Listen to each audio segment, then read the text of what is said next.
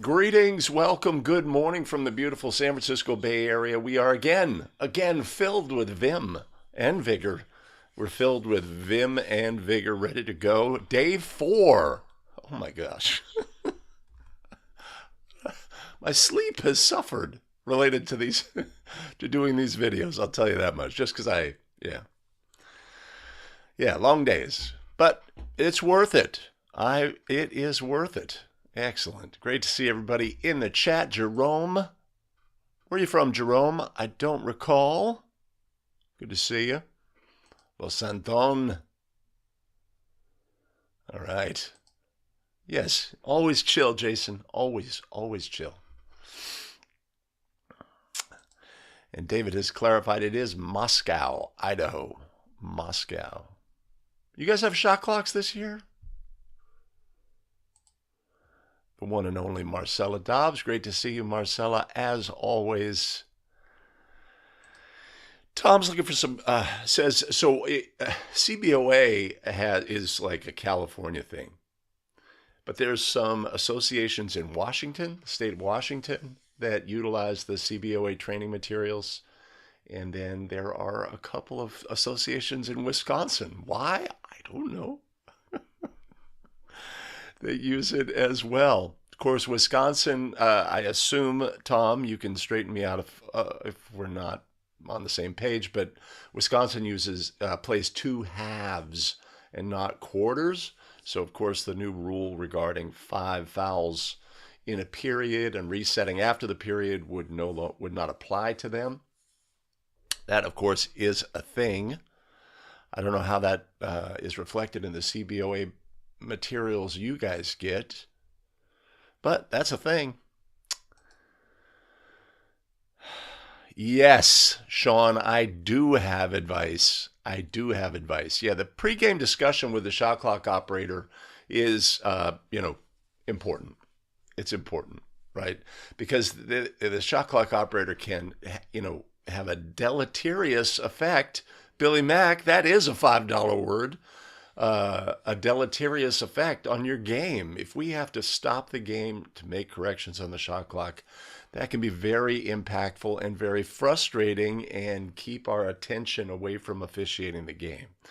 So with your table crew, with your shot clock operator, you always want to give them counsel about when we are going to reset the shot clock and when we are not going to reset the shot clock, right? We have a discussion about that. That's all well and good. They're gonna nod their head. Of course, they know all these things pregame. But you want to clarify with your shot clock operator when a try contacts the ring, reset and hold. Right? We're resetting. It now says 35. I assume in your state. And we're holding. It still says 35. The ball missed. It's up in the air. It still says 35. Players are competing for the rebound, but nobody's gained control. It still says 35. Somebody from either team gains control, then we release, right? So the shot clock, the way it operates is we press to reset, and then we release to allow the clock to continue. Right? So press and hold is an absolute fundamental skill for shot clock operators. Now, we need to emphasize with them when the ball goes through the basket. We do the same thing. We reset and hold, right?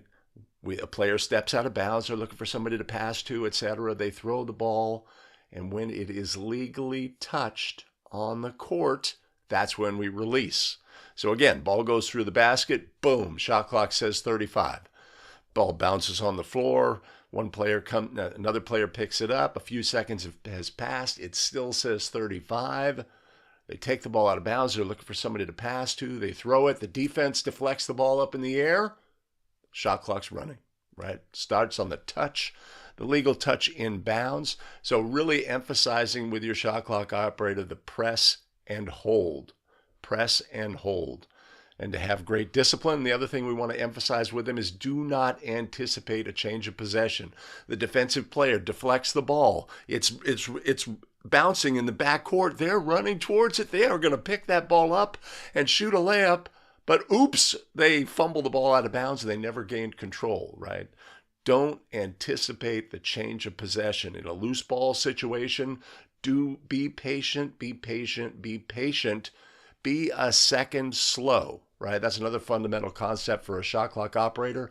Be a second slow in resetting the shot clock in those situations. It's much, much better to be a second slow than it is to be a second early, okay?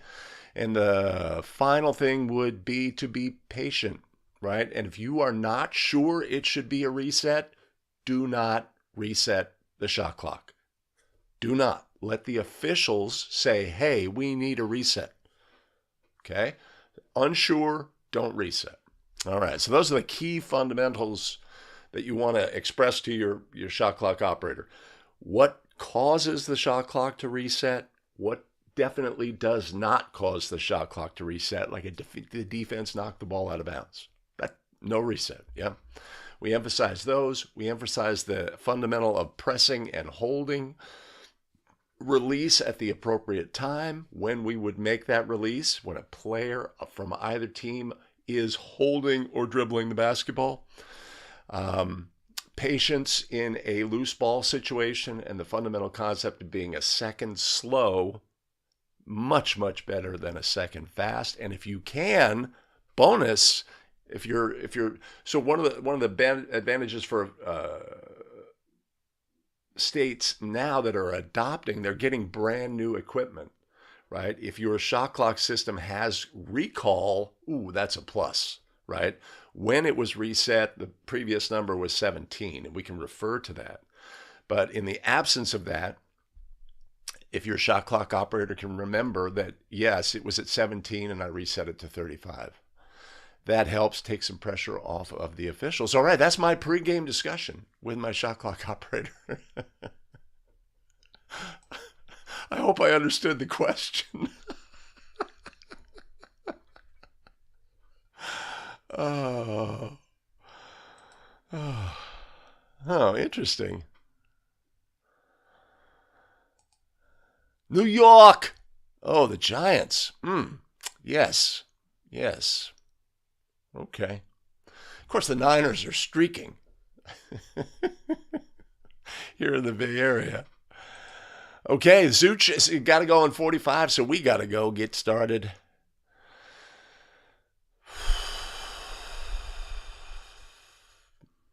Yeah, pregame, but also, as you know, if fun, like, let's say I showed up, I was caught in traffic, I walk in the gym, we've got a 5-minute pregame. It's like, look, let's do it as a crew. If I designate the spot and you know that it's not one of the 4 spots and it should be, give me some sort of communication. Hey, Greg, one of the four, or something like that. Or I want to do something like this, Right? Those are plays that we can get correct as a crew.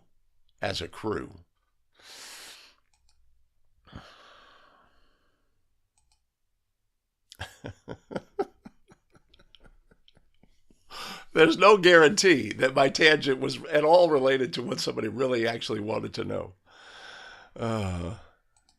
Yeah, I'm going to do some shot clock related, programming, but that's really a key thing. I'll probably turn that into a 5 minutes on officiating, that right there, because it's important, and especially for officials in states where, first of all, when you have a shot clock, you're new to the shot clock. First of all, as an official, I've got to have a lot more clock discipline and awareness when the ball, so for me, when the ball is inbounded, I glance at the clock. It was inbounded and touched at 3:53. So my number is 53. That just happens to be the number of Navarro Bowman, All-Pro, future Hall of Famer, if not already, linebacker for the 49ers. That's my mnemonic, 53, Navarro Bowman. That way I don't have to keep remembering numbers. And then play continues, and then we have a situation where the shot clock was erroneously reset. I know the number was 53, Navarro Bowman, right? So I know we can do some math and figure out what the correct number is. Of course, like I say, if you have the advantage of new technology, it probably has the ability to recall what the number was when the shot clock reset. course, here in California, we've had a shot clock for decades and decades, and the equipment is not necessarily cutting edge. So we just had a new gym open a few years ago in Pinole, and it's like, you have shot clock recall? Whoa! Cutting edge technology? Ay, ay, ay. Okay, all right. We're 10 minutes in. Yes. All right. So what we have today is I had not figured out a strategy of how to handle a certain section of questions which were about on-court mechanics, because they include a graphic, and as you can see from previous episodes, everything is text-based. And so I did not have a solution until my tech team this morning came to me with an elegant solution. So I will be adding that. They were not able in a timely fashion to set things up so we could do it today. So I'm going to do two sections. One is a section that like 25 that have been similar to the previous ones that we've done. And then we're going to have like 20 questions that are California specific modifications, which would include the shot clock rules and play scenarios. So that's what we're doing. And Zooch has got to get out of here, so I got to get started and get going. Let me make sure I got everything in its place. A place for everything, and everything in its place. All right, today we are continuing. We're looking at play scenarios, looking at the rules that fundamentally support those scenarios and how we would adjudicate plays. Let's get started today with our very first question.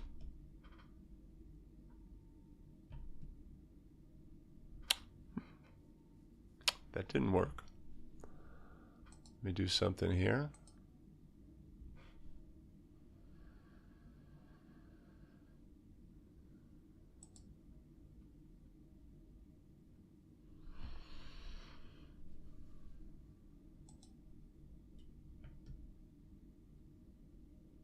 Well, if that's not going to work, we're in big trouble. A1 releases a successful three-point attempt while airborne. Before either foot returns to the floor, A1 crashes into B2, who has legally established a guarding position. Team B is in the bonus. So we have an airborne shooter releases a successful try. I guess it goes through the basket. And then we crash into a legally positioned defender. Team is in the bonus. What the heck are we going to do in this scenario? Our options are A, the basket counts, or we would score the goal, one of those two, if the ball goes in. B, A1 has committed a player control foul and the basket is canceled. C, the contact by A1 is ignore. You two players, get up, get up. Or B2, or D, B2 has committed a blocking foul and the basket shall count, awarding one free throw to A1. Well, wait a minute. Into B2, who has legally established a guarding position, so it's not going to be a blocking foul, right? Obviously, this is a foul by an airborne shooter. When an airborne shooter creates a foul situation, the ball becomes dead immediately and no goal can be scored. Player control, airborne shooter, foul, no goal can be scored. That's a fundamental we have to know as basketball officials. In this situation, our correct answer is B. A1 has committed a player control foul and the basket is canceled. Basket. We're counting baskets. I think there's 2 on the court today. Okay. All right. Okay. We're moving on. B5 is called for goaltending on A1's try for goal, which is true of the Team B's subsequent throw-in. Which of these are true? A, it shall be a designated spot throw-in at the division line. Do not do that in your game. B, it shall be a designated spot throw-in along the end line. Or C, it shall be a non-designated spot throw-in along the end line. we have a violation in the game that leads to the scoring of a goal. When a goal is scored, the opponent is awarded a non-designated spot throw-in along the end line. That's just a fundamental concept. So either basket interference or goaltending, we score the goal and the team is awarded a throw-in as if a goal was scored, because you know what? A goal was scored. So our correct answer in this scenario is obviously C. It shall be a non-designated spot throw-in along the end line. Next question. Which of the following is or are true of the length of each extra period? This should be pretty easy with a small asterisk, right? The length is 2 minutes, the length is 3 minutes, the length is 4 minutes, or the length is 5 minutes. Okay, all right. So in collegiate officiating, an overtime is a 5-minute period. If you're working with a collegiate official, we just want to emphasize it's high school rules tonight. If we're at the start of the season, we've been doing rec ball, and they may have special rules and restrictions that would lead to shorter overtimes. You know, we could still be in that mode. But in high school, it's simple. It's always 4 minutes in length. The little asterisk would be in some lower level games, they're going to have shorter length periods, and that may affect the length of the overtime. It may be half of a period. So if you had a 7-minute period, you would have a 3 minute and 30-second overtime. This is going to be a very localized thing that you'd want to be aware of. But NFHS rules, very simple and straightforward. Overtime is always 4 minutes in length. And of course, new this year, 2023, we're resetting team fouls at the end of each period. But of course, overtime is just an extension of the fourth period, and there would be no reset, right? Also, a point of emphasis this year is end of game scenarios. So if we get into an overtime situation, we want to be at our best and, you know, execute all of the protocols that we are to handle in those situations. Obviously, if we are going to an overtime period, each team gets an additional 60-second timeout.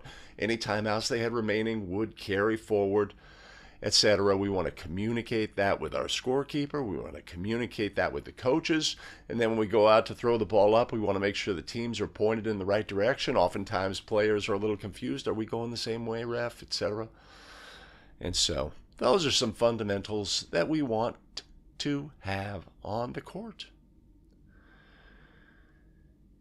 Okay, let's go. Next question.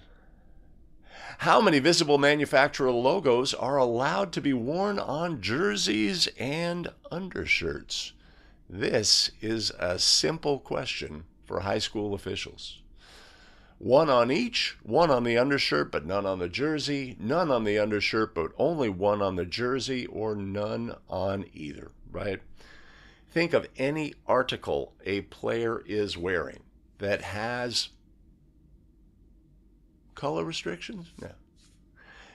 Any article of clothing or equipment that they're wearing may have one visible manufacturer's logo. One. So a jersey may have one. Shorts may have one. I think. Maybe not. Undershirt may have one. Arm sleeve may have one. Leg sleeve may have one, etc. One. So our correct answer here, which one could it be? Our correct answer is A, one on each. That's simple. One. A1's free throw attempt comes to rest on the flange. All of the following are true except which? It's an except which. Which of these is not true in a situation, a very rare situation, where the free throw attempt comes to rest on the flange? The flange, of course, is the part of the basket, the metal portion which extends the ring away from the basket. It has a breakaway mechanism that allows it to flex, etc. That is the flange. And it is possible, it does happen occasionally. It's always an exciting moment in the game. Everybody goes, ooh, ah. But our possible answers are A, the free throw ended when the ball came to rest on the flange. Is that a true statement or a false statement? B, if it was the first attempt of 2, play will resume with A1's second attempt. C, if it was the second attempt of 2, play will resume with an alternating possession throw-in. Or D, A1 shall receive a substitute free throw. I don't think that's right. Obviously, our correct answer here, or the false statement here, which means it's the correct answer to the test, would be D, right? A1 shall not receive a substitute free throw in this situation. The free throw has ended because the ball has no chance to go in, being that it's settled and stayed on the flange. So A is correct.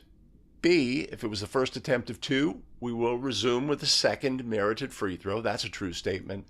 And if it was the second attempt of the 2, then we'd have a dead ball, no team awarded possession as a result. So we would go to the possession arrow in that situation to determine who had the resulting throw-in. Which of the following is or are true while A1 is holding the ball out of bounds for a throw-in? A, A1 is in player control. B, Team A has 5 seconds for the throw-in to touch an inbounds player.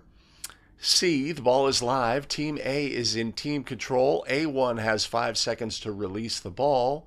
Or D, none of the above. Which of these are true?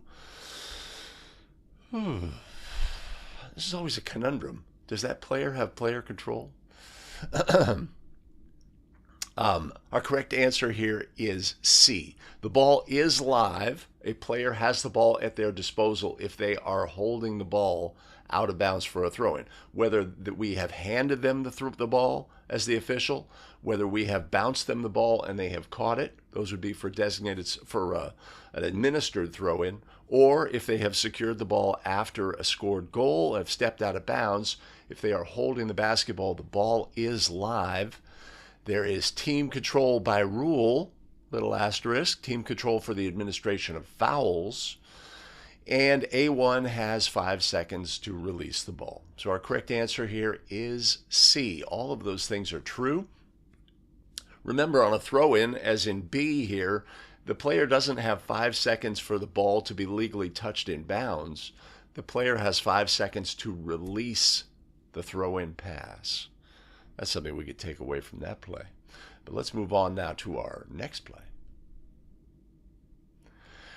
Prior to the start of the game, Team A is assessed a technical foul for failing to have the roster, including starters, in the scorebook before the 10-minute mark of warm-ups.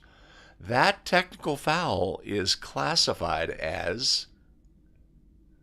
Before we get to these answers, I'm going to have a problem with this question. You know that. A, team technical foul, loss of the coaching box.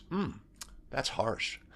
B, an administrative technical foul, no loss of a coaching box. C, a team technical foul, no loss of a coaching box.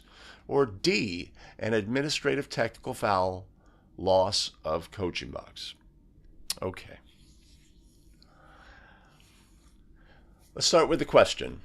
Prior to the start of the game, Team A is assessed a technical foul for failing to have the roster, including starters, in the scorebook before the 10-minute mark of warm-ups. What's wrong with that statement? What is wrong with that statement? I'm the visiting coach, right? I walk in the gym. I have a piece of paper. It has my roster. It has all my players. It has my starters designated. I put that piece of paper on the table. Have I fulfilled my responsibilities as a head coach for that team? Yes. Yes, I have. If for some reason though that information is not in the scorebook at the 10-minute mark, that is not a thing. That is just not a thing. Teams are responsible to supply their roster and their starters prior to the 10-minute mark. Whether or not that information ends up in the scorebook is not that team's responsibility whatsoever. It's not a thing. The information being in the book is a job of the scorekeeper, and it has nothing to do with the team's responsibilities. I cannot stress that enough. That is not a thing that, oh, it's not in the book, right? All you have to do is supply your roster properly. Now, that being said, if a team supplied their roster properly or failed to supply their roster properly prior to the 10-minute mark, what would the penalty be? It's an administrative technical foul. An administrative technical foul. We would begin the game with free throws to the opponent in a division line throw-in opposite the table. There'd be one team foul assessed to that team. And the administrative foul carries with it no impact on the coach's ability to stand and coach their team. So our correct answer here would be B. It's an administrative technical foul with no loss of the coaching box. And just like all technical fouls, right, many officials see this question, oh, that's a technical foul. What kind of technical foul, right? And of course, this situation presents a small possibility of a second administrative technical foul to also be assessed in the game. We have to be aware of that. This is an administrative technical for failing to supply the roster. What if at the end of the first period, the table sounds and says, hey, that player's not in the scorebook? Then what would we do? Well, we know that administrative technical fouls are for all there's two clauses in administrative technical fouls, and an administrative technical foul could be assessed for each. That's a little caveat on that question. Not my favorite question as written. Okay, moving on. The fourth quarter ends with Team A ahead 63-60. Before the officials leave the playing floor, A1 gets in the face of one of the officials and curses. The officials assess a technical foul to A1. What happens next? B. Oh, there's a lot of words here. B, because of the 2 free throws awarded for the technical foul will not affect the outcome of the game. They are not administered, and Team A wins 63-60. B, because the technical foul was given, Team B must shoot the free throws, even though the 2 successful attempts will not affect the outcome of the game. Or C, because the technical foul took place after the horn, indicating the end of the fourth quarter. No, don't do that. An extra quarter must be played with the score remaining 63-60. Wow, that is a crazy scenario. Oh, we have a team. We're going to play overtime. Oh, don't do that. All right, but let's look at B, right? So again, if you're working with collegiate officials, they may say, oh, hey, we have to attempt those free throws. Because at the different levels, we have different rules. Different levels, collegiate games, which I can go online and place a bet on that game about the total number of points scored. So collegiate games say, hey, wait a minute, if there's any possible points that have to be added to the score, we have to attempt those free throws. But in high school, and again, this is a point of emphasis this year for end-of-game situations, knowing that in this situation, no free throws shall be attempted. These free throws would have no impact on the game. So we assess the technical foul, we report it to the scorer, we say the ball game is over, and our crew exits the floor. So in this situation, our correct answer would be A. Because the 2 free throws awarded for the technical foul will not affect the outcome of the game, they are not administered, and Team A wins the game. Team A is awarded an alternating possession throw-in after a held ball. A1 holds the ball through the end line plane during a throw-in. B1 is able to get his or her hands on the ball, and A1 cannot pull it back. Oh, that's a unique situation. There's got to be some violation. I mean, the defender can't just grab the ball.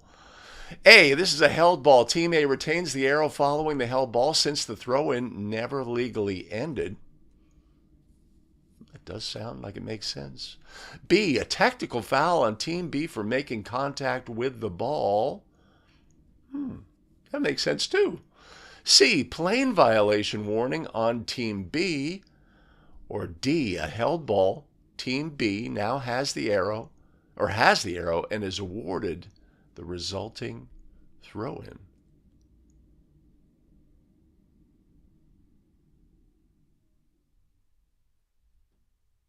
Oh, it's an alternating possession throw-in. Oh, okay. Okay. All right. Well, this is a very unique scenario, right? And maybe challenging if it happened in our game about what happens next in this situation. First of all, let's recognize this. The thrower has extended the ball over the court, so our defender did not violate the boundary plane. That's a key part of this equation. If the thrower had not extended the ball and our defensive player had reached through the boundary plane and grabbed the basketball, then we would have something different. But that's not what occurred on this play. The other thing about this play is this is when throw-ins occur and the offensive player extends the basketball, right? The rules get kind of shoehorned in about how to handle, because we have to come up with some way to handle this, so it can be a little non-intuitive. So team in answer A, held ball, team A retains the arrow, right? This is a held ball situation.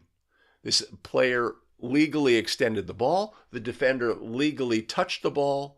We have a situation where neither player can gain control. The ball is held so tightly that rough play could ensue. And so this is a held ball situation. Would Team A retain the arrow following the held ball since the throw-in never legally ended? Well, how does a throw-in end? There's three ways. And this is where there's a little fudging going on. The ball was legally touched in bounds, but a throw-in pass was never released. So that goes away, right? So legally touched in bounds, because it was failed to be released, would not be a thing. It was not touched out of bounds, and our throwing team did not violate. So the throw-in has not ended. And of course, we know as basketball officials, one of the fundamentals we take with us is the arrow is only switched when a throw-in ends. This throw-in has not ended. This is all a long way of saying that our correct answer is A. This is a held ball, and they would retain the arrow after the resulting throw-in, since the throw-in never legally ended. Yeah, that's a funky situation. Funky. Moving on. Which of these scenarios results in a violation? Ooh, that should be pretty straightforward. A1 jumps to try for goal, but realizes it will be blocked, drops the ball to the floor, and starts a dribble. B, A1 dribbles a second time after losing control of the first dribble because an opponent touches the ball. Can you do that? C, A1 jumps to try for goal, but the ball is knocked out of his or her hands. A1 retrieves the ball in the air, lands, and starts a new dribble. Come on, ref, that can't be legal. D, A1 loses the ball in an attempt to end his or her dribble, takes 3 steps to where the ball is, and is able to retrieve the ball. A1, after picking up the ball off the floor, passes to a teammate. Which of these is a violation? I can tell you, if any of these 4 happened in an average high school game, there's a whistle going off in more than one scenario. Right? These are all look funny plays.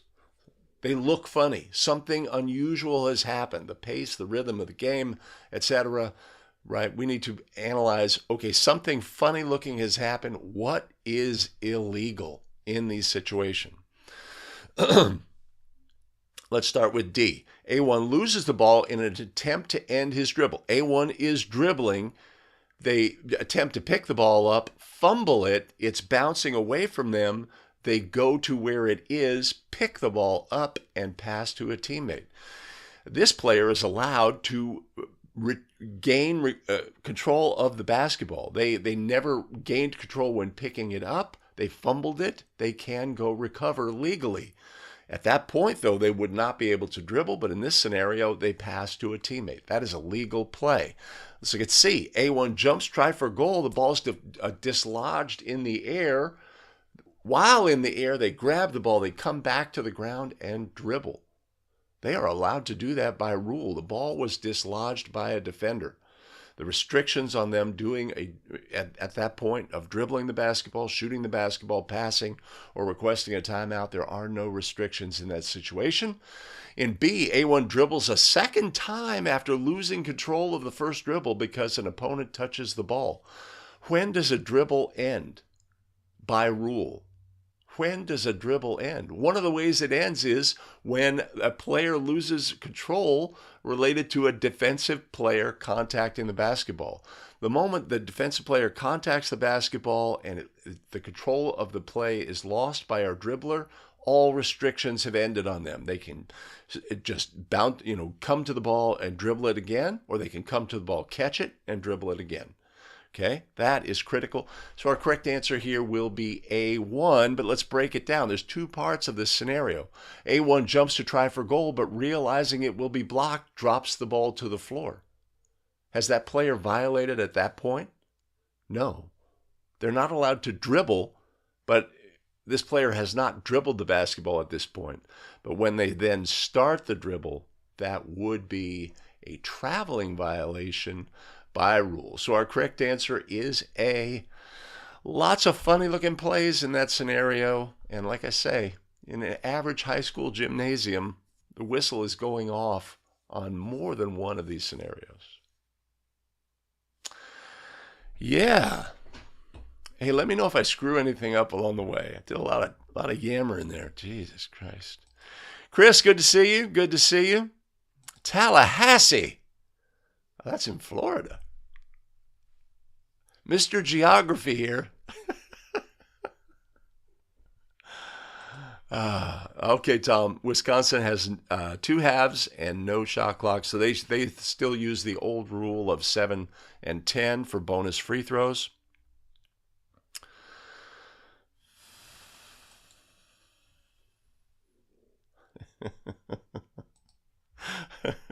Yeah, but you're my crew saver, man. When I screw something up, I need you, Zooch. I need you. Oh, Tom Platypores, lowercase Tom, very relaxed, very chill. Tom, you would have been if you caught the pregame music, it would have been very appropriate.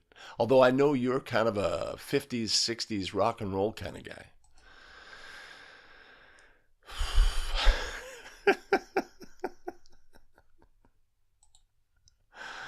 Oh. Marcella wants to emphasize that the NBA logo is not a manufacturer's logo. So what is the restriction? It's a manufacturer's logo or a school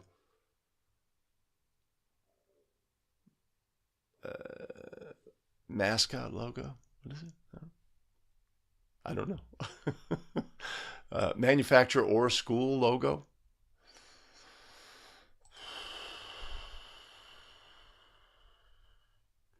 Okay, Tom, that's a troublemaker right there. What if B1 violates before the ball comes to rest?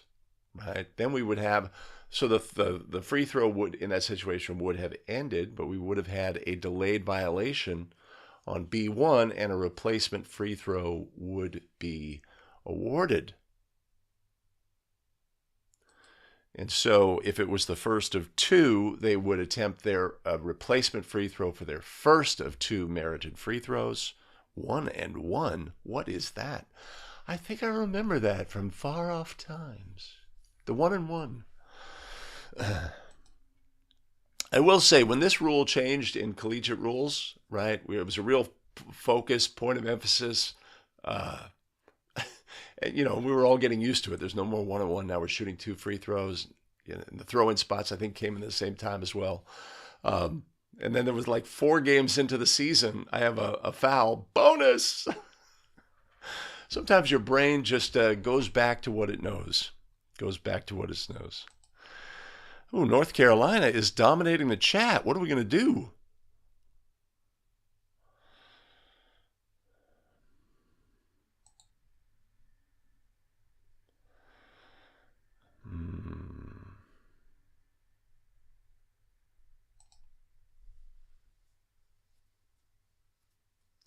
Jared, if there is a violation by the throwing team, the throw-in has ended by rule. The arrow is switched when when an alternating possession throw-in ends. So in a situation where the throwing team violated either for 5 seconds, for stepping onto the court, for the thrower being the first to touch any of the possible violations by the throwing team, that alternating possession throw-in would have ended. Right, those are the two things. When does an alternating possession arrow get switched? When the throw-in, alternating possession throw-in ends. When does a throw-in end? Right? If we know those things, then any of the funky situations that can occur, we're going to be able to come to an understanding of what the correct adjudication should be.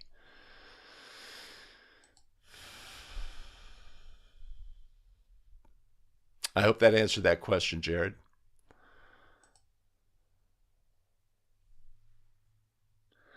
Adam, so if I have a jersey that has a manufacturer's logo and I also have a commemorative or a memorial patch,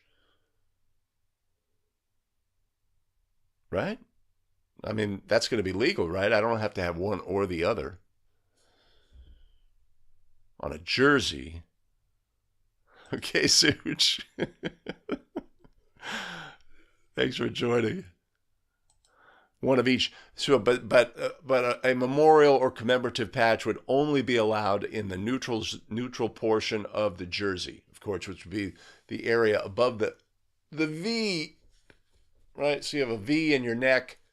There's a line directly across. Everything above that is the neutral area, and then we have side panels as well. You wouldn't see a commemorative patch there though, but commemorative patch can be worn in that area.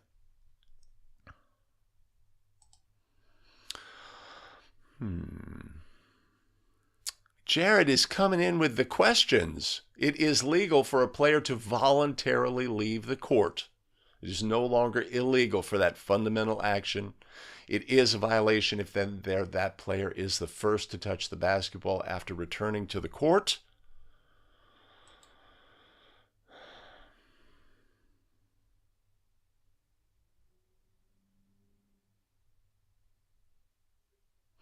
Thomas, you missed yesterday's episode where we covered that play. That's all I'm going to say about that. Okay, what have we learned? We learned that Greg goes here. No. I pressed the wrong button. I pressed the wrong button.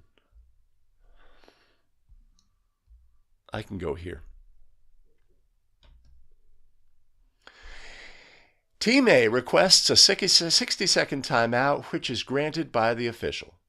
After 30 seconds have passed, Team A is ready to play. Team B wants to use the entire timeout. Can the length of a timeout be shortened? I mean, Team A says, we're ready to go. We called the timeout. They have to come out and play. A, yes, if Team A is ready to play, Team B will not be able to use the entire timeout. B, yes, Team A must declare before the timeout that it would like to use only 30 seconds. C, no, Team B can use 90 seconds if they would like. Oh. We love a creative answer. Or D, Team B is entitled to use the entire timeout. Really simple, really simple. Each team is entitled to use the entire timeout. If one team is ready to play, has no impact on the other team must now come out, even if that team was the requesting team. Now, think this through, right? We have some scenarios in our game.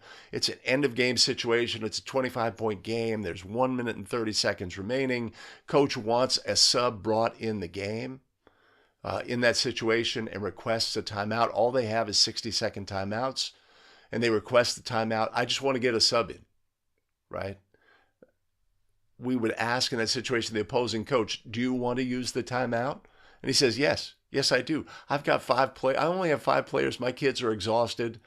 I only have 5, team members at this point. My kids are exhausted. They could use the break, even though it's a blowout, etc. If that's what they want, they get to use the entire timeout. Each team is entitled to use the entire timeout.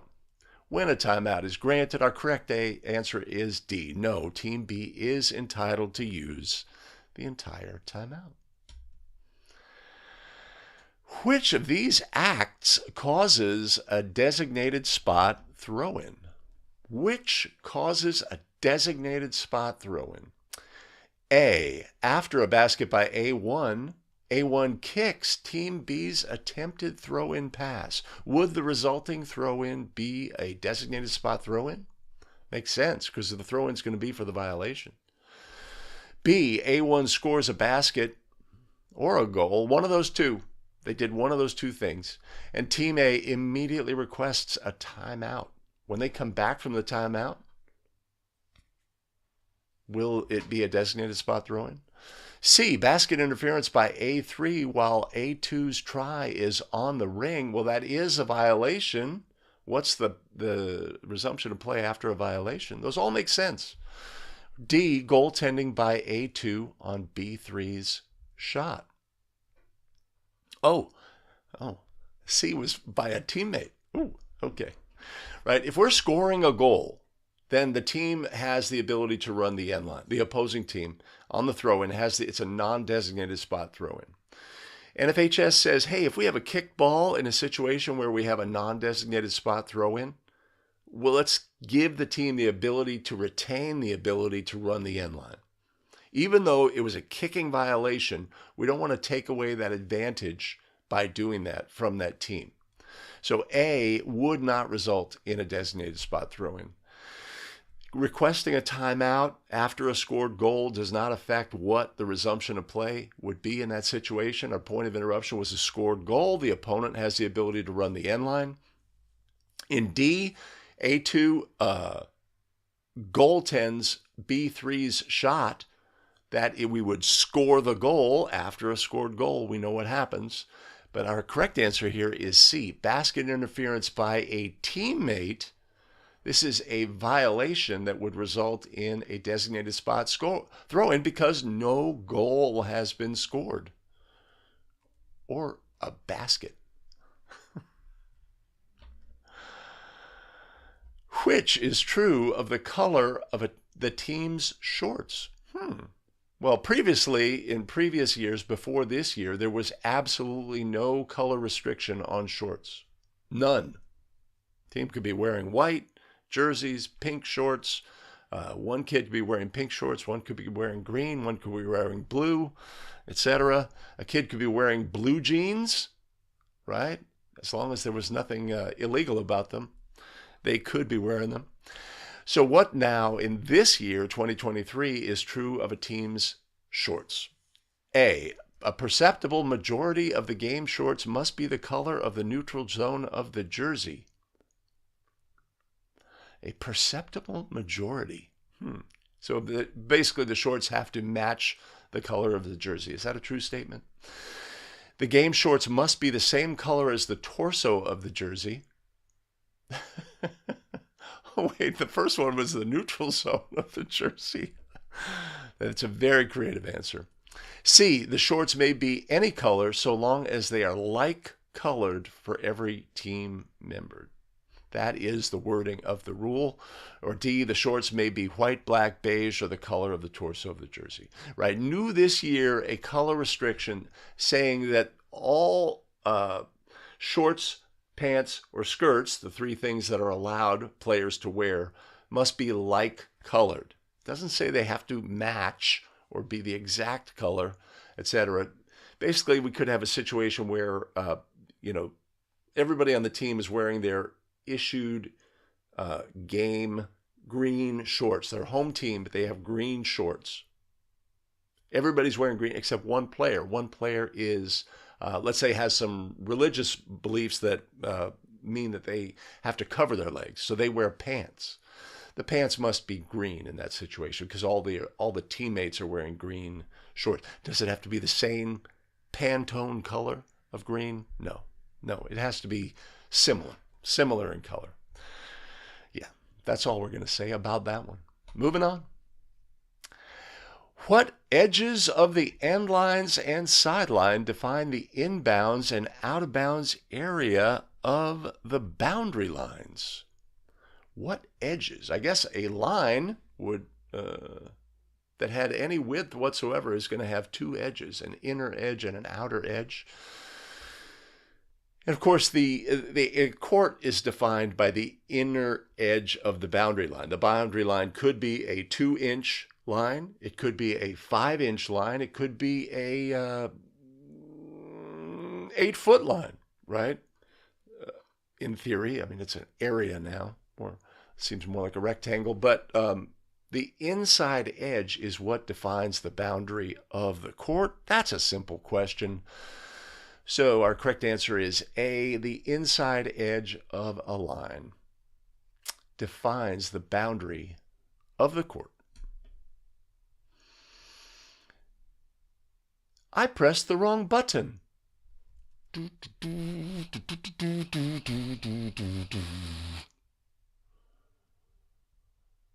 think I can press this and get out of it.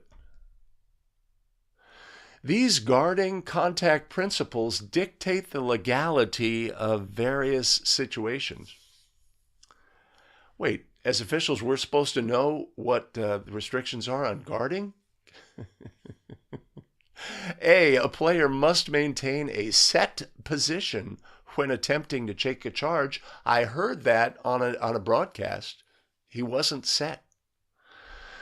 B, after obtaining an initial legal guarding position, the guard must continue to face the opponent to maintain legal position.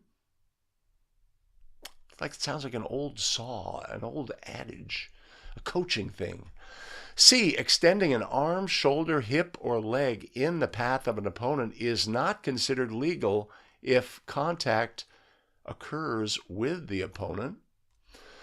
D, both feet must always remain on the floor in order to take a charge after obtaining initial legal guarding position. Okay, one of these is true, and the rest are false. Can you believe that?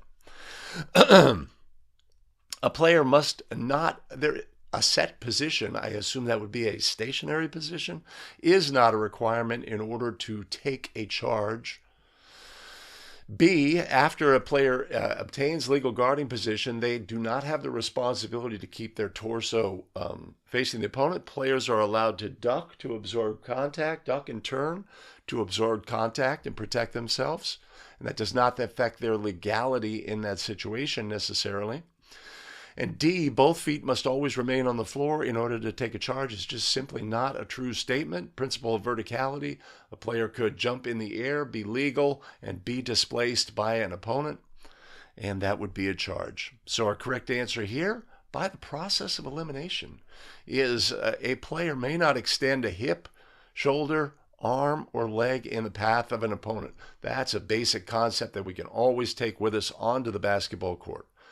Doing so and having that contact occur as a result is always potentially illegal contact by rule. Next question. A25 and B25 scramble for a loose ball. They gain possession simultaneously, and the nearest official blows his or her whistle in a preparation for ruling a held ball. The official should immediately give the signal for a held ball. The official should yell out, "Hey, that's a jump ball," to get the two players to stop tussling with one another. C, the official simultaneously with blowing the whistle should give the stop clock signal with a closed fist and then give the signal for a held ball. All of those sound a little far-fetched. How about a correct answer here? D, the official, simultaneous with blowing the whistle, should give the stop clock signal and then give the signal for a held ball, right? Used to be, back in olden times, we would just blow our whistle and indicate held ball. There was no stop clock signal involved. NFHS said, hey, wait a minute, we can have a better resolution in this situation if we have the stop clock signal first, because we may also have an official who has a whistle and may have something else that occurred prior to the held ball. So our correct answer there is D. Next question. On a screening play, when both players are moving in the same path and direction, who is responsible for contact? Okay, this is an obscure part of the screening rule. A, the player behind B, the player in front, C, the first player to stop, or D, the player moving the slowest? Right? In this situation, on a screening play, when both players are moving in the same path and direction, who is responsible for contact? The player from behind would bear the responsibility if we have illegal contact on a play in this fashion. I like that question. It doesn't have a lot of words. I always appreciate that. I really do. Moving on.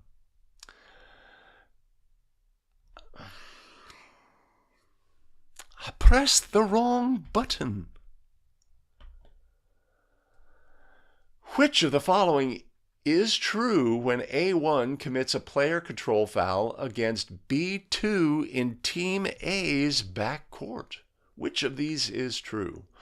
B2 shall receive bonus free throws if Team B is in the bonus. B, Team B shall be awarded a throw-in at one of the 4 designated spots in its front court nearest where the foul occurred. Or C, Team B shall be awarded a throw-in at the out-of-bounds spot nearest to where the foul occurred. Well, it occurred in the back court. A, B2 shall receive 2 bonus free throws if Team B is in the bonus. This is a team control, or a player control foul, rather. We never attempt free throws related to a player control or team control foul. That's something we should know. We should know that when we take to the court. And where's our resulting throw-in going to be, right? So the player control foul is in Team A's backcourt, right? So Team B has team control in the backcourt. And let's say a ball handler is being defended and they push off the defender and a player control foul is ruled. Where would the resulting throw-in be? Well, in this situation, the officials are to ask themselves, is this the throw-in in the front court of the throwing team? If it is, then it will be at one of the 4 spots. If it was a backcourt throw-in for that team, it would not. If it was an out-of-bounds throw-in for that team, it would be at the spot nearest the out-of-bounds violation. But for any other reason, such as a player control foul, if the resulting free throw is in that team's, or ultimately the throw-in will be adjacent to that team's front court, it would be at the nearest of the 4 designated throw-in spots. All right, I'm committed now to press the correct button. Here we go. A1 loses his or her contact lens during a live ball, and A1 calls a timeout because the lens was lost. The contact lens is immediately found, and A1 leaves the game in order to replace the contact lens. What should be done with the timeout? How do we handle this requested and granted timeout in this situation? A, Team A will be charged a 30-second timeout. B, Team A will be charged with a full timeout or 60-second timeout. The admonishment from NFHS is not to use this inappropriate language of full timeout, even though all the stakeholders in the game know what it means. A 60-second timeout. C, Team A's head coach can choose what length timeout to use, right? What do you want to use here, coach? Or D, Team A's timeout is canceled and play shall resume immediately. When a player loses a contact lens, or their glasses loses their glasses, or their glasses are displaced, and the team requests and is granted a timeout, right? We have rules support to say, look, that since that was for that reason, we will cancel that timeout, unless, of course, the coach wants to use the timeout in that situation, right? So our correct answer is D. Team A's timeout is canceled and play shall resume immediately. While A1's try is in flight, Team A's head coach is assessed a technical foul for yelling at an official.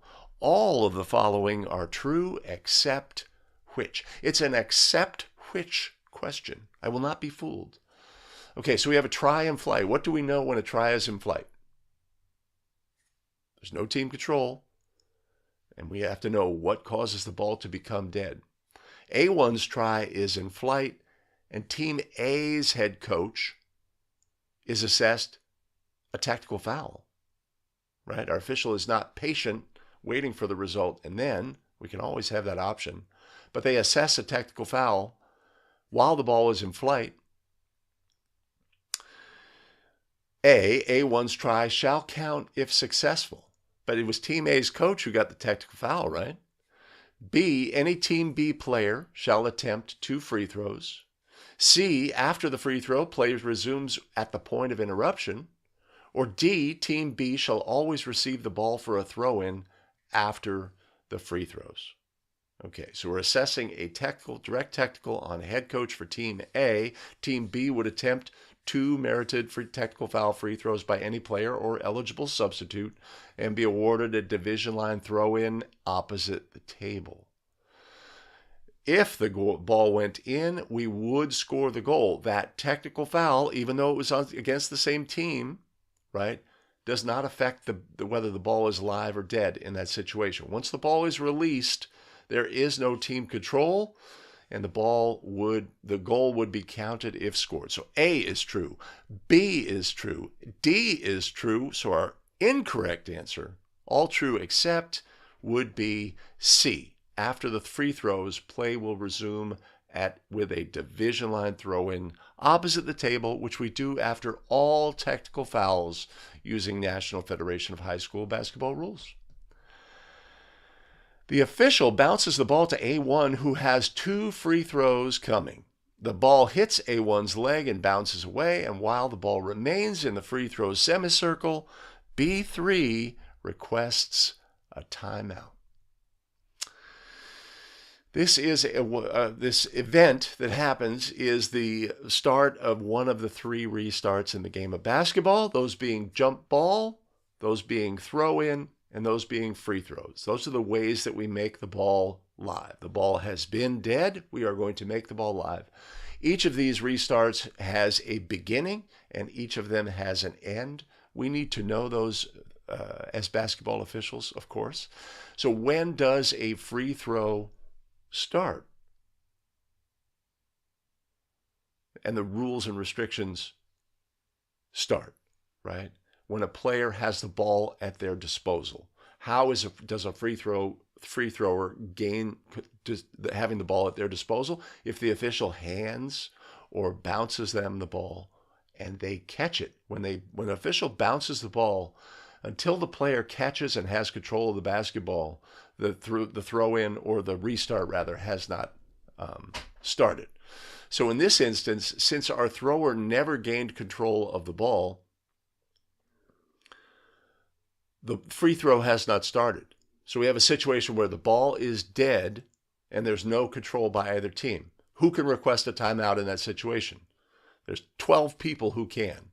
Each 5 players from Team A, 5 players from Team B, and our head coaches for either team. Since the free throw had not started, the opponent in this situation would be legally allowed to request and be granted a timeout. So our correct answer here is grant B3's request for a timeout at that point. Similarly, if the officials simply bounced the basketball, but before it had reached the thrower and the thrower had caught the ball, Team B's coach requests a timeout. Hey, timeout, timeout! Right? Can we grant it? The ball was in flight from, yeah.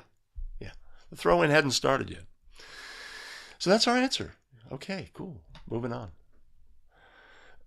The officials are notified that B5 has fouled out. The ruling official notifies the coach and then instructs the timer to sound the warning horn. When the second horn sounds, the coach has which option? So the coach, that player has 5. Hey, give me a horn. The 15 seconds elapse and the horn sounds. What at that point can the coach do? The coach can now substitute the replacement player in without penalty, providing it is within a reasonable time frame after the second horn. That's a good one. I like it. B, the coach can request a timeout before substituting a replacement player. C, the coach should be reminded, maybe admonished. How about a stern warning? Hey, coach, that a replacement player is needed or a technical foul will be issued. Or D, the coach has exceeded the allotted time to have a replacement player put in without penalty. To resume play, a technical foul is assessed, and B5 replacement shall enter the game prior to the technical foul free throws by Team A. Okay, when NFHS has addressed it, the reason it shortened the length is because coaches like to act out in this situation. We have just put a fifth foul on their player. They don't like the call. They don't like the fact that their player's disqualified. And it's like coaches think, oh, this is something I'm supposed to act out here. I get my full 30 seconds to get replaced, coach or ref, right? Yeah, they don't want any of that. Look, it's simple. 15-second interval. Give me a horn. If that second horn sounds, that coach is liable for a technical foul in that situation. It would be a direct technical foul on the head coach. They would lose their privilege to stand and coach their team.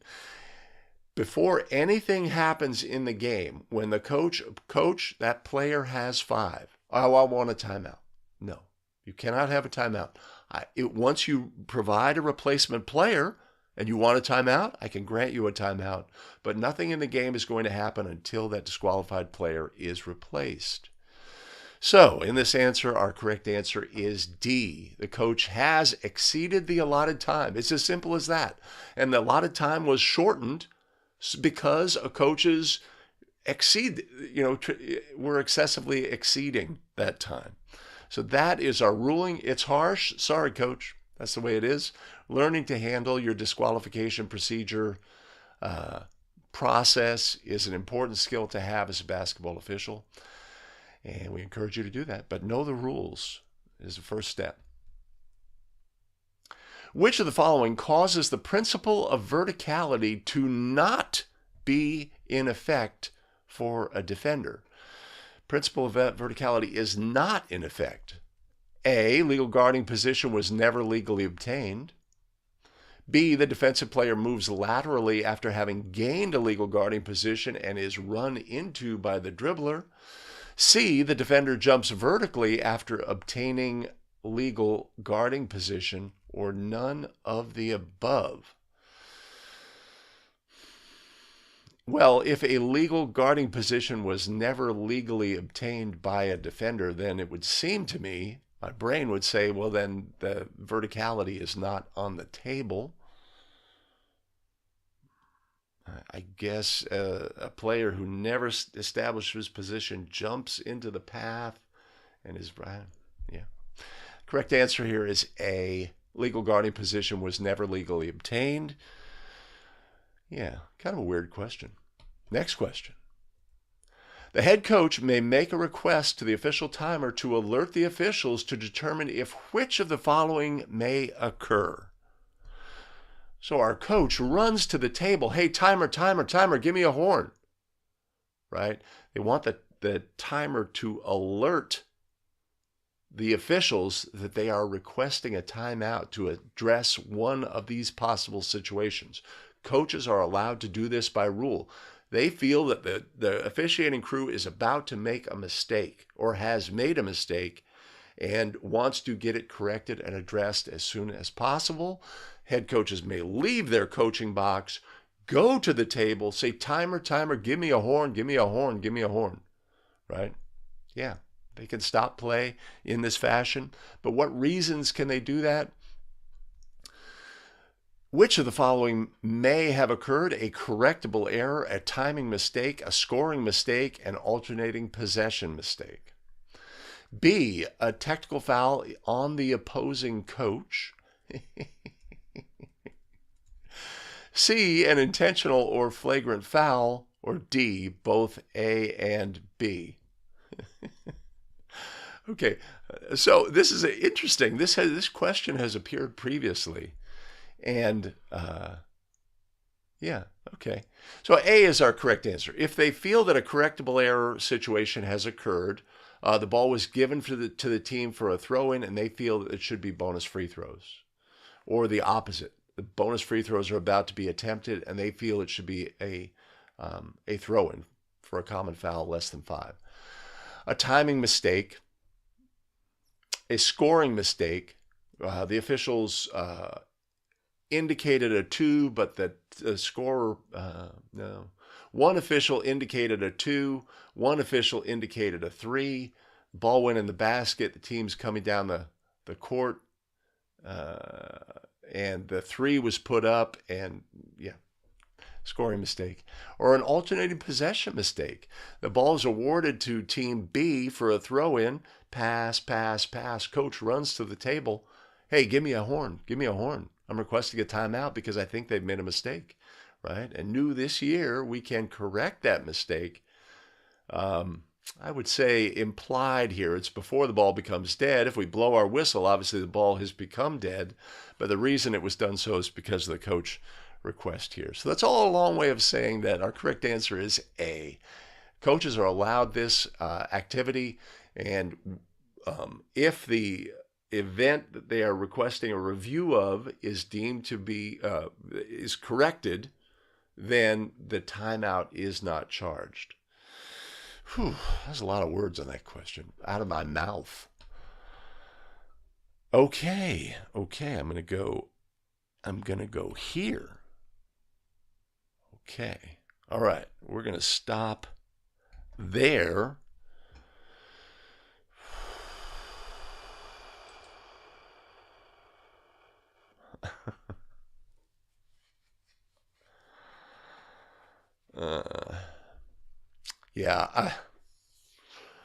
Usually we're going to assess a technical foul in that situation because of a coach not being oblivious, but being obstinate, being not recognizing their responsibility. I had a JC game, collegiate game, coach that player. We had a double whistle on the play. We had a double whistle.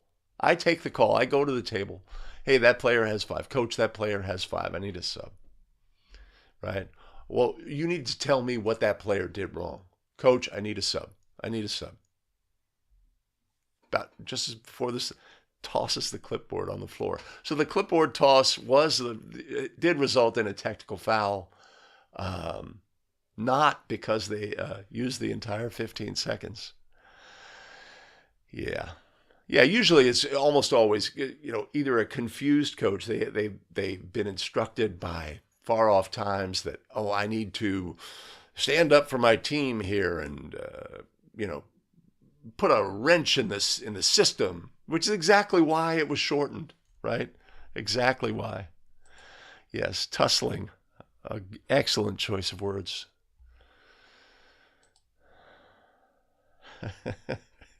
Sean, some would say that's the smart move.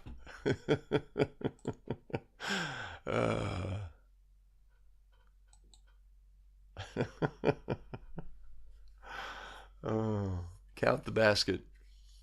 Part of the vernacular. It's part of the vernacular.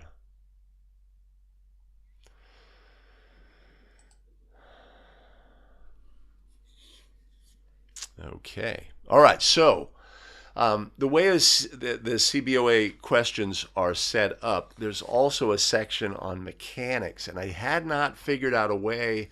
Obviously this format is text-based, and I hadn't figured out a way to include the graphics successfully, and I never did. But fortunately, my tech team did, but I'm going to film those at a later date because I don't have the text related to those prepared. So that's going to happen. So I'm jumping ahead now, and I'm going to start, and there's going to be like 20 questions that reflect California rules modifications. So it's going to include some shot clock situations, etc. That is my plan, and we're going to do that starting now. So we're going to move on now to some questions that are related to California rules modifications. So this would be California specific. There are some shot clock questions in here that may be handled in your state in a similar fashion, but they would at least provoke the question, how would we handle this in our state that uses NFHS shot clock? How is your state handling these situations? But let's look at our play scenarios. With 10 seconds on the shot clock, A1 attempts a pass to A2. B1 extends a leg to deflect the pass, and the ball hits B1's thigh.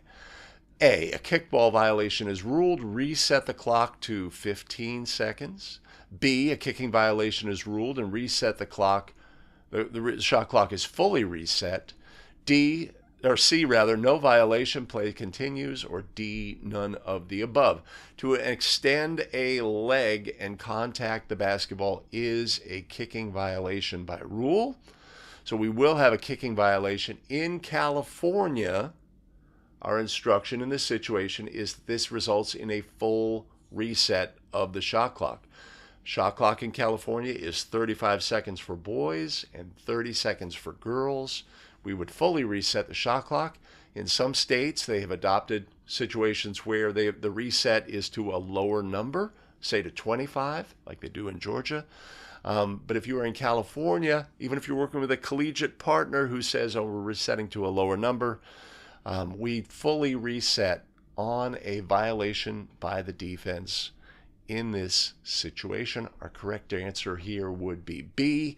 A kicking violation is ruled and the shot clock is fully reset. A2 and B2 each foul each other at the same time while A1 is holding the ball in the backcourt. How is play resumed in this situation? A1, we have team control on the court, backcourt status. In the backcourt, A1, A2 and B2 foul each other. Let's say they engage in some fashion, but a double foul is ruled. How do we handle this situation? Both in how we administer it on the court, but also the shot clock situation. A, play is resumed at the point of interruption, reset the shot clock. B, play is resumed at the point of interruption, no shot clock reset. C, play is resumed with an alternating possession arrow, reset the shot clock. Play is resumed with an alternating possession arrow, no shot clock reset. How do we handle a double foul? Oh yeah. Report both fouls, no free throws attempted, resume at the point of interruption. In California, we're instructed in this situation that there is no reset of the shot clock. So in this situation, we would report both fouls, we would attempt no free throws, and we would resume the game with a throw-in nearest to the ball location in the backcourt. So at the spot where A1 was holding the basketball. Play is resumed at the point of interruption. That would be the spot where the ball was in this instance, and there is no shot clock reset. A1 is in the front court and attempts a two-point try. During the attempt, A3 and B4 are ruled for a double foul in the area near the key, I suppose that's the lane, by Team A's basket. How is play resumed and is the shot clock reset? Okay, so this is a scenario. We'd want to know what's going on in this try. They are in the front court and they attempt a two-point try. Yeah, those two go together. I mean, if you're going to attempt a two-point try, it's going to be in the front court. During the attempt, A3 and B4 are ruled for a double foul in the area near the lane by Team A's basket. How is play resumed and is the shot clock reset? Okay. All right, so I guess we're going to learn about the result of the try subsequently. The double foul causes the ball to become dead. Is that a true statement? What causes a try to become dead? Does a double foul while a try is in flight cause the ball to become dead? No.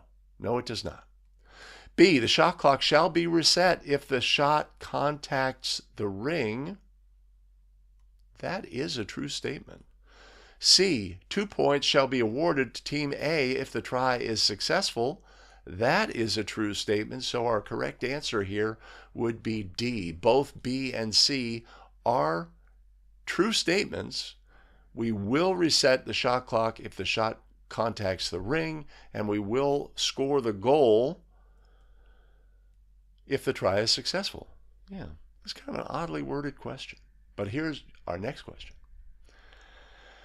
With 15 seconds on the shot clock, A1's try for goal is an air ball, and Team A recovers the ball. Well, that's pretty straightforward. A, play continues. B, the shot clock will not be reset. C, the shot clock will be reset. D, both A and B. So we have a player who releases a try. It fails to contact the ring. Their teammate gains control of the ball. Will the shot clock be reset? No, it will not. So play will continue. There is no stoppage in this situation. And B, the shot clock will not be reset. So our correct answer here, well, a long way around, would be D. Both A and B are true statements. There's no reason to reset. The reason we would reset when a try is released is when it contacts the ring or it goes in the basket. Those are the two reasons to reset. When it's an air ball situation, there is no reset. That makes complete sense for shot clock states. During the game, one of the shot clocks stops working. What are the options? Oh no. What are we going to do now? This is not a super rare occurrence. Sometimes, for some reason, one of the shot clocks is not working. What are we going to do? A, turn off the shot clock at the other end and play without a shot clock. B, play the game with one shot clock. C, turn off the shot clock and play with an alternating timing device at the table. Or D, play the game with one shot clock and have the teams change directions each quarter. That's a creative solution. I don't think it's the correct solution, but it's creative, right? Our instruction here in California is, in this situation, we play the game with one shot clock. One is better than none. Well, this adversely affects one of the teams who's not looking at the shot clock in their front court, but it is what we have in this situation, and our guidance is that is how we proceed. We must, in California, for high school games, we must use a shot clock in some shape or form. This is not the ideal scenario, but it is an effective scenario, right? You could inform the coach, hey, when you're at this end of the court, maybe when the shot clock is counting down, have your team count it down or you count it down, etc., to aid your team.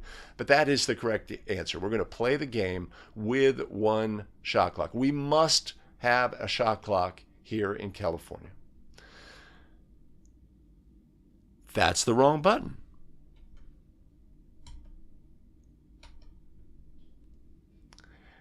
A1's try for goal hits the ring and then the hot shot clock horn sounds. Awkward. A, that's a legal play. Yes. B, ignore the horn and play continues. C, call a shot clock violation on team A. Or D, both A and B. All right, so in a shot clock state, or here in California, when a player releases a try, the responsibility of the team is for the ball to contact the ring or go in the basket prior to the horn sounding. The try for goal hits the ring and then the shot clock horn sounds. This is not a shot clock violation. So A, this is a legal play, and our instruction here for ourselves and for the players is to ignore the horn and play the whistle, right? There's no whistle in this scenario, so play continues. It's not a super unique scenario, right? A try for goal that occurs very close to the expiration of the shot clock, you're going to get this situation where you have horns that sound after the ball contacts the ring. We have human error involved in this situation. So our correct answer here is D. Both A and B are true statements. True statements. The shot clock periods for boys and girls play in California are, well, this is easy. This is easy. For boys, it's 35 seconds. For girls, it's 30 seconds, right? NFHS shot clock rules in other states, NFHS is 35 seconds for both, but here in California, where we've had a shot clock for decades, it was determined that we would have 30 seconds for girls and 35 seconds for boys. So our correct answer here is B, 30 for girls, 35 for boys. I wish all the questions were this easy. Team B's head coach has assessed a technical foul for berating an official. Team A has the ball in its front court and the shot clock shows 23 seconds. Where is the resulting throw-in after the free throws for the technical foul? Shall the shot clock be reset? Okay. So Team A has team control in their front court. The shot clock says 23. Team B coach is assessed a direct technical foul for berating. We're obviously going to assess and penalize that technical foul. This would be 2 free throws to the opponent and a division line throw in opposite the table. We would have a full reset in this situation.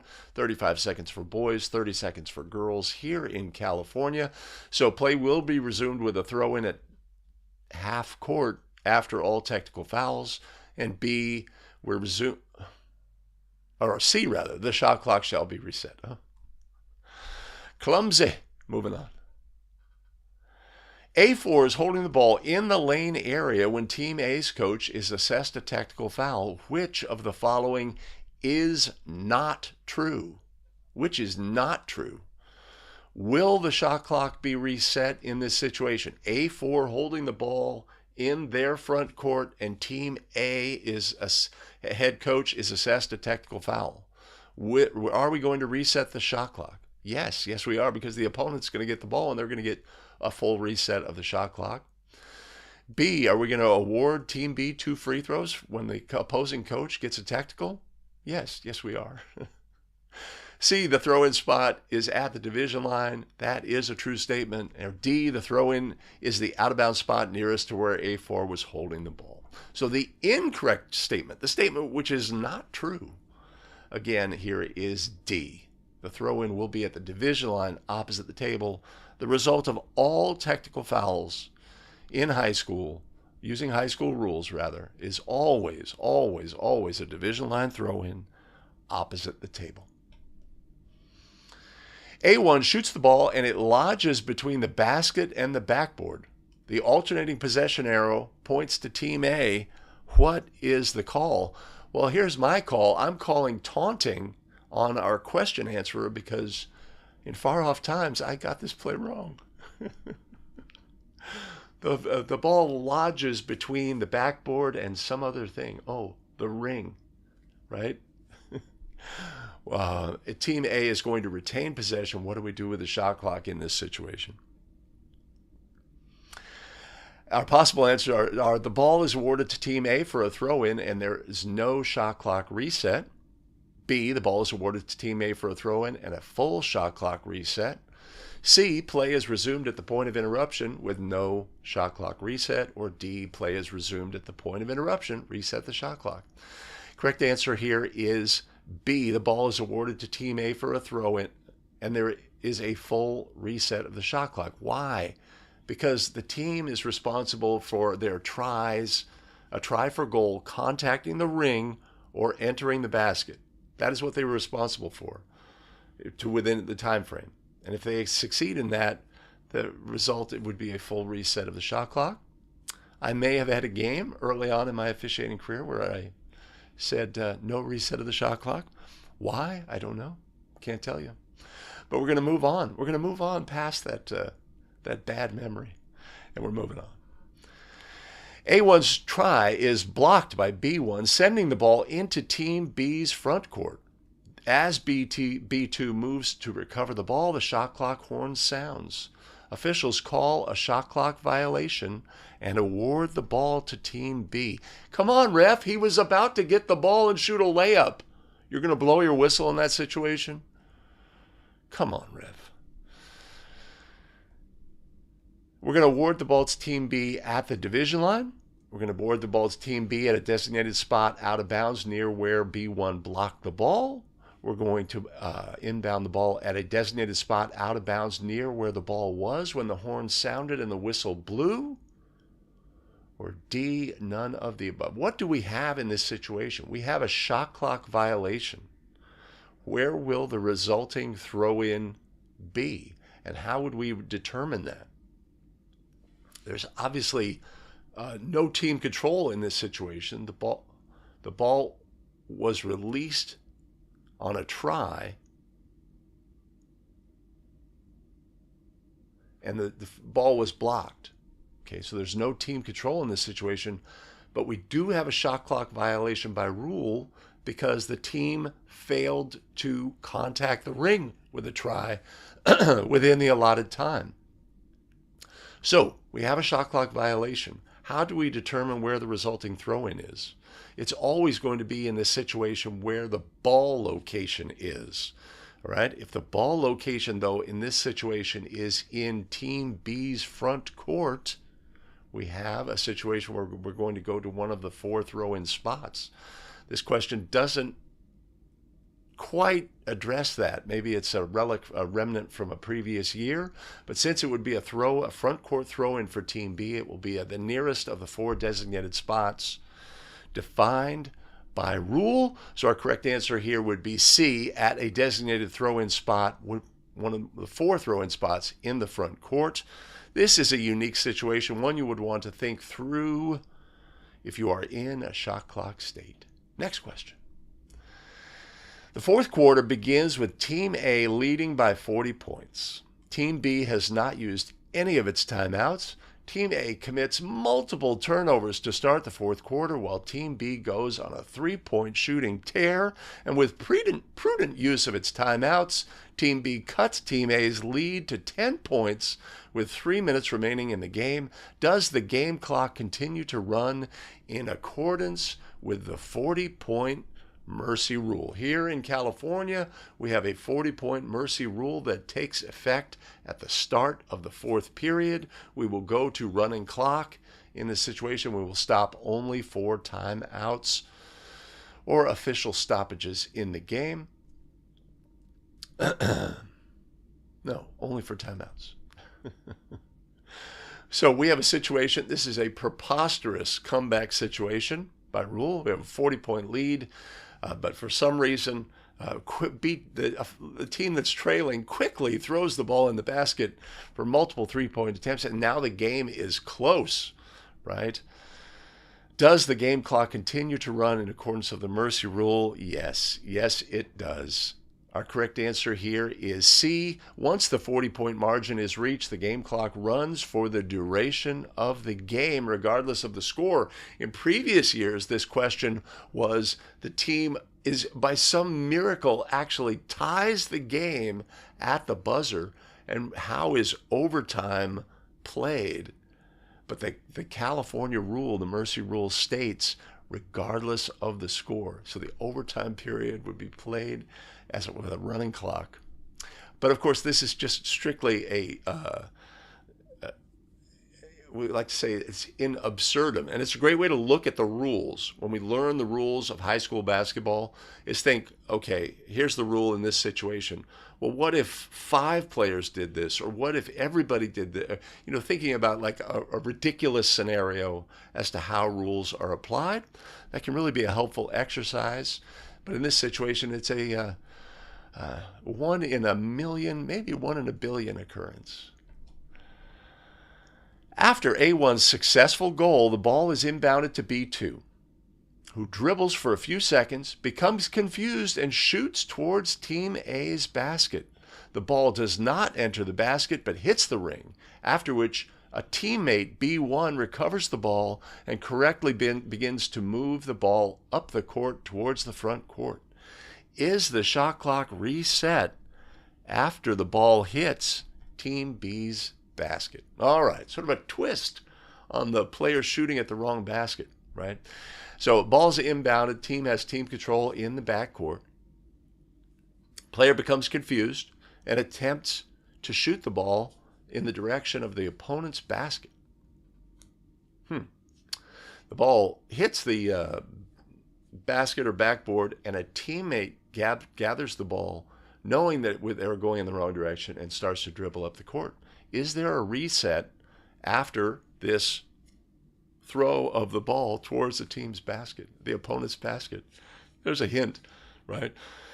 Usually this situation involves whether the player then travels if they get the rebound, or they are fouled in this situation, right? The key point here is this player has thrown the ball towards their opponent's basket, but this is not considered a try.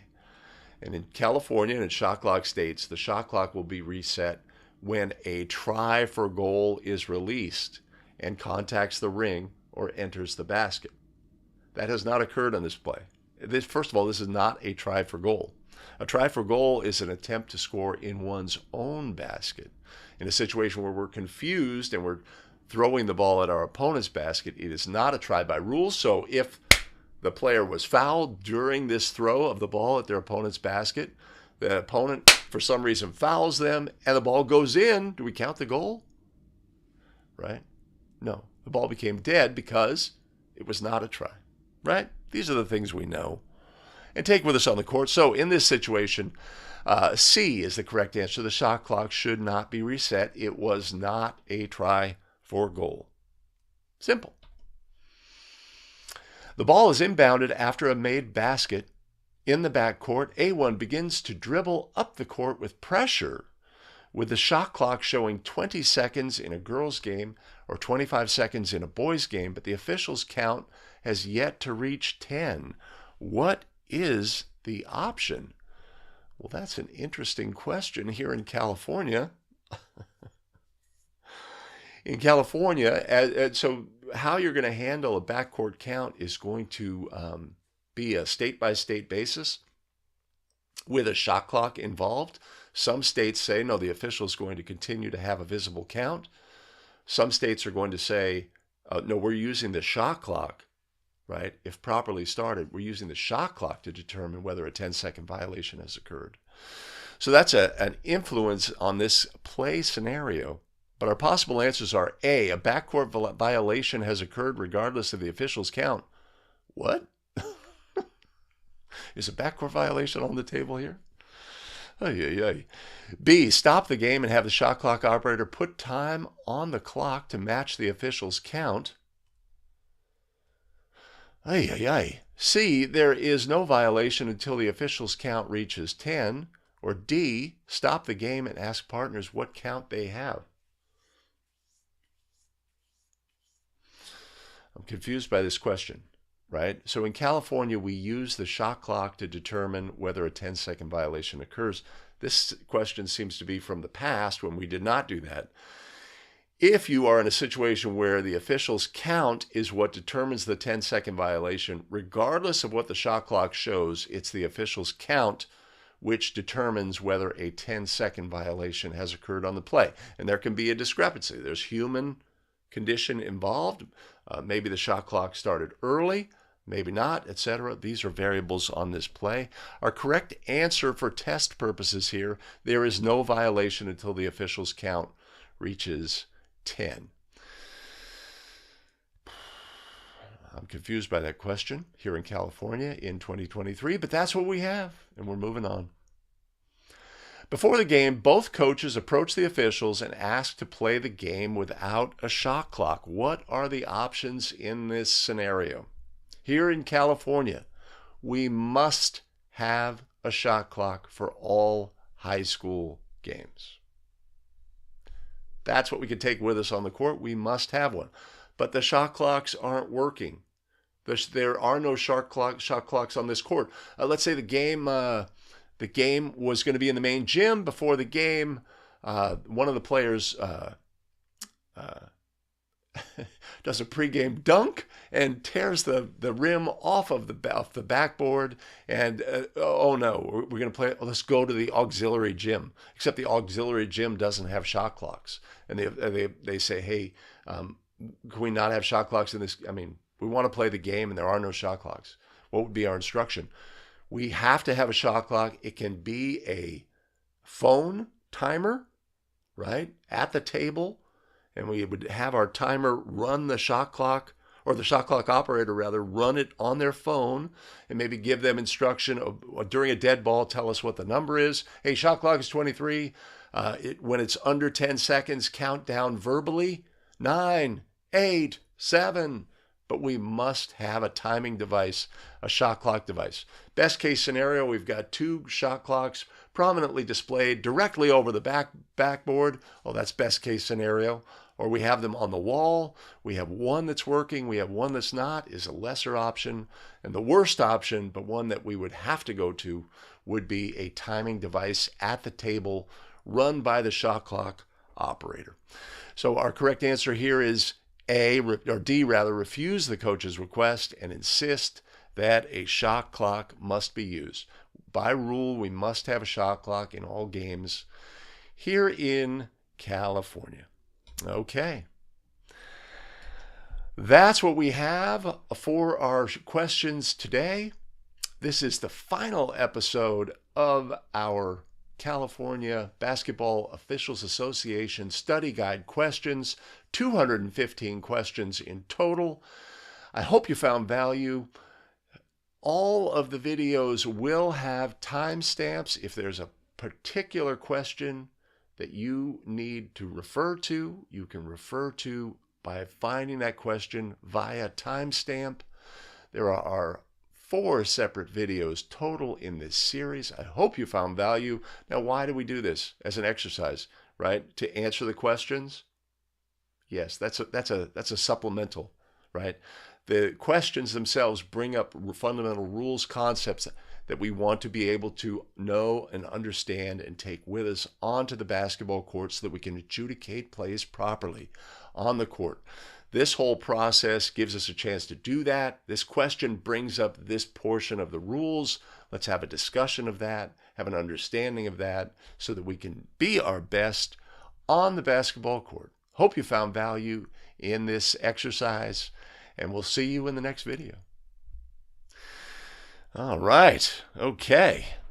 Yeah. So I'm gonna record those mechanics questions in a separate video, and I'll splice it into that final video, and everything will look so seamless. So seamless. Thank you, viewer. Awesome.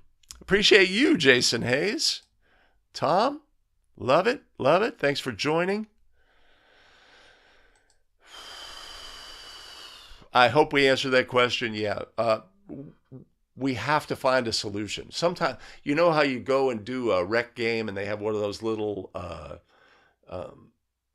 devices that has a scoreboard, built in. It's like a desktop thing. It sits on the desk. Sometimes those are adopted. We bring that into, that's like the worst case scenario. The horns on those things are terrible. But I've had many games where we have a timing device at the table. There's an iPhone. There's always an iPhone, right? You get out the app. It's clunky. In a sense, we're sort of fulfilling the obligation of the rule. Is it going to be super precise? Do the officials have an awareness of what the shot clock said? Was it properly reset in that situation? We don't know because we don't have any visual evidence, right? But we meet the criteria of the rule and we officiate the game to the best that we can. That's all we can do. Perfect, right? So David's saying in Idaho, the way their state has chosen to handle this situation is if one's not working, we turn them both off, right? This would be a natural instinct for a state that has never had shot clocks and is adopting them now, right? If for California, we've had shot clocks for decades, and we would not have this situation because the need for a shot clock and having a shot clock is so critical. If you never had shot clocks, that need doesn't sound so vital in your first year of having it or second year. That's interesting.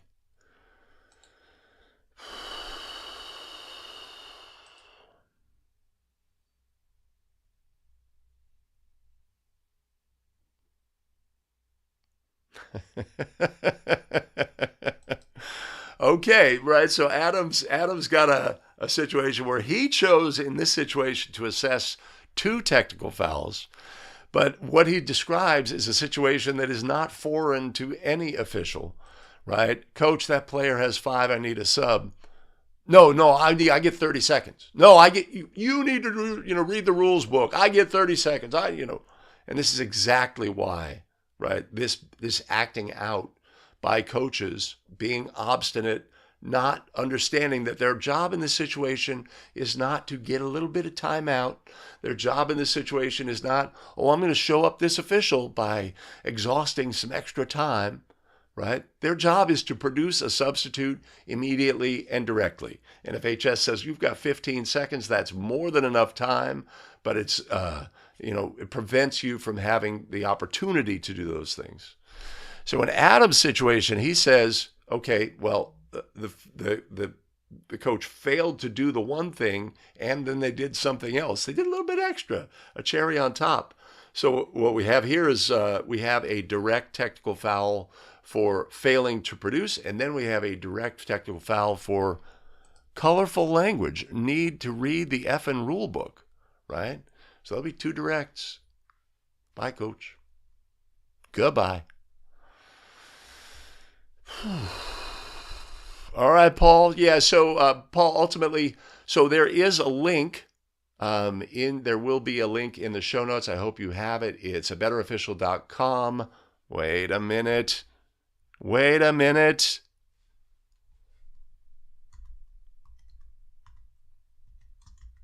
abetterofficial.com/study guide 2023. Oh, the question has been answered. Do I have skills? Do I have to rely on my tech team? No, I do not. Right? So that's the link that will, right? All these YouTube videos will go to unlisted, and the only way to access them, Paul, will be through this link once that occurs.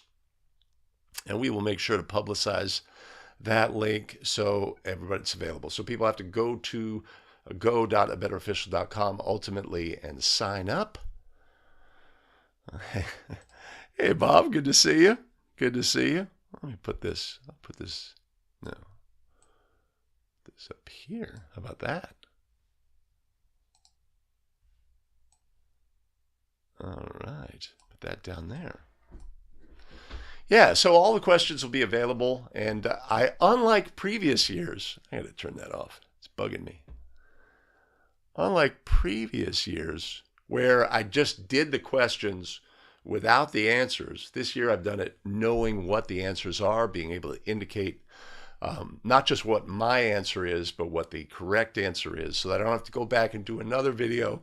Oh, here's the 15 questions I got wrong because I thought it was which is true and not which is true except, or some sort. So we've improved. And we've improved our timing. Wait a minute. What is this? Go Chiefs. Yeah. Well, hopefully we'll have that conversation in, January, February? When's the Super Bowl?